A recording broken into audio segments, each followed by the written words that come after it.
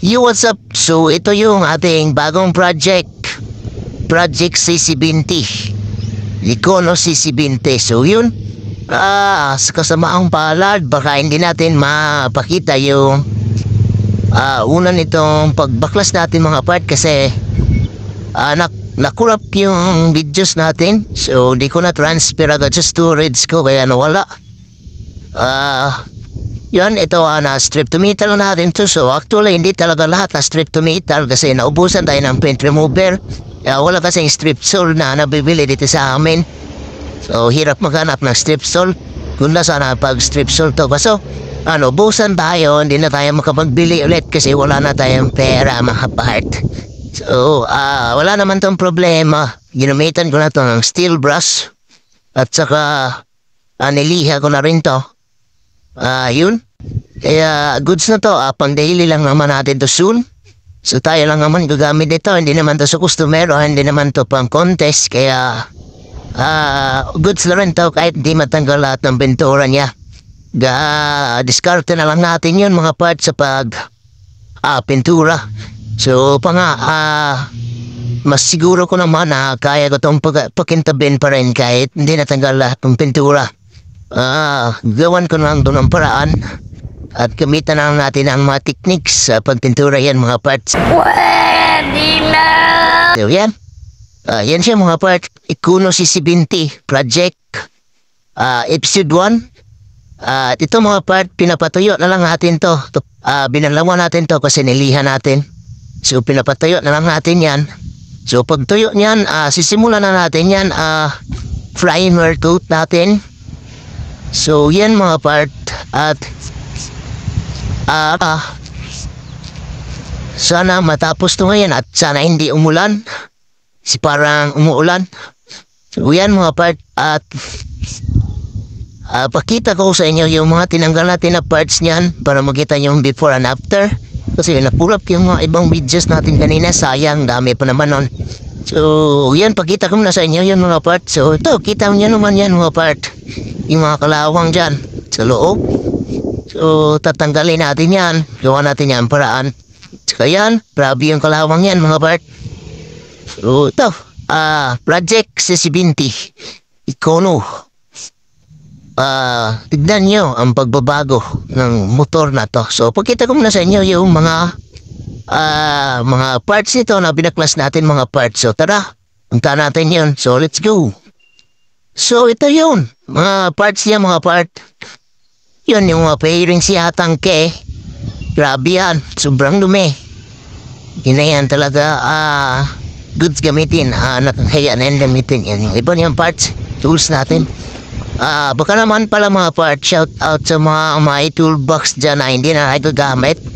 Baka naman natanggal na yung takip ng toolbox natin at hindi na kasya yung mga tools natin. So baka naman sa may mabuting puso dyan mga part. So yan, yan yung iba. Kintabin pa natin yan. Tsaka yan, ito yung rims niya sa likod at yung sa harap ay may pinagawa pa ko. Badarin ko yun sa machine shop kasi may paggawa ako doon. So yan, yung mga parts niya. Chin arm, pipe, ito, crank. Ito yung engine. Ito talaga kita niyo yung alikabok mga part. Nasa ilang taon na kaya or dekada na ata to. Hindi pa ako pinanganak nito. Meron na itong motor na to. So pinamahayan niya. Mga insekto, ano tawag dyan. O yan, kita niyo yung before mga parts. So tignan niyo yung after ng motor na to. Gawin natin tong hindi makapaniwala. Gawin natin tong kakaiba mga parts. So sana successful natin magawa itong mga restoration na itong mga part. Gamit natin na pintura is Sherlock's at saka champlang. So budget meal talaga itong mga part. Budget meal na budget meal. Ito Bosni primer natin. So gawa natin ang paraan yung mga budget meal na pintura. Shout out sa Champ Philippines, Sherlock Philippines, Bosni Philippines. Baka naman sana mapansin. At ito yung mga kadiinan niya. Baka may pinaglumaan kayo na spragged set dyan mga part. So sana naman yung mga hindi niya na nagamit baka naman. So yun, At baka maiba tayong mga parts dyan na pang Ikono CC20. So, may hindi kayong ginagamit na parts pang Ikono CC20. Yung harness, baka may harness kayo dyan pang CC20 mga part. So, na hindi nyo nagagamit. Ganyan na lang sa akin or benda niya lang ng mura. So, yan yung mga bolts, yung mga parts sa sobrang kalawang. Halos hindi na matanggal. So, restore natin yung mga bolts na yan. So, tanggalin natin yung mga kalawang dyan. So, may gawin tayo dyan na sikreto para mawala. Yan. At, yun sana, sa kasamang palad kasi nakurap yung videos natin. Yung mga unang videos natin sa pagbabaklas nito, hindi ko na-save agad sa storage ko sa cellphone. Kaya nawala, kaya nag-ulit tayo. So, maganda sana yan kasi may mga videos yun na pagbaklas natin. So, before and after talaga. At, okay naman, before and after naman to. So, ito yung mga before at yung chassis lang na hindi natin napakita yung before niya. So, natapos na natin linisan. So, magpa-primer na tayo yan. Ngayon mga part. At, bibitinan ko muna kayo mga part. Dito ko na lang din tatapusin tong part 1 ng ating CC20 project.